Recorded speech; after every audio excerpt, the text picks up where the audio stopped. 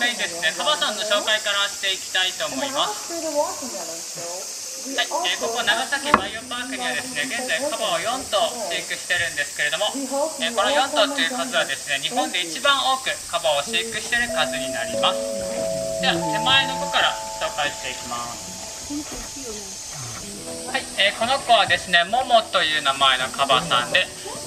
モモはですね、日本で初めて人工で育てられたカバさんです。人工で育ったためにですね、池に入る回数が少なかったので、最初は泳ぎが得意ではありませんでした。ですので、泳げなかったカバとしてでも有名なカバさんです。現在ですね、体も大きくなり泳げるようになっています。ではモモの横のカバさんを紹介したいと思います。この子はですね、デメタという名前のカバさんで、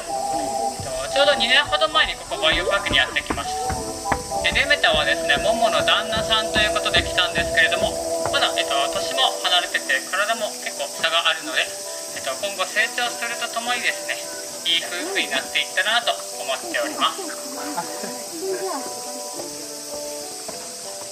い、それではですね、一番右側のちょっと手に入っている子を紹介します。この子はですね、ドンという名前のカバさんで、モモのお父さんにあたるカバさん。ドンはですね、ちょっと分かりにくいかもしれませんが、ここバイオパークの中で一番体が大きいカバさんで、現在体重がですね、2.1 トンほどあります。体はとても大きいんですけれども、優しくて楽しいカバさん。はい、次にですね、一番奥の池に入っている子を紹介したいと思います。この子はですね、ノンノンという名前のカバさんで、モモのお母さんにあたるカバさんで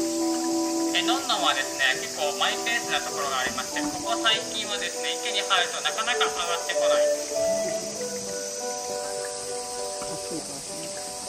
はい、それではですね、もう早速スイカをあげていきたいと思います。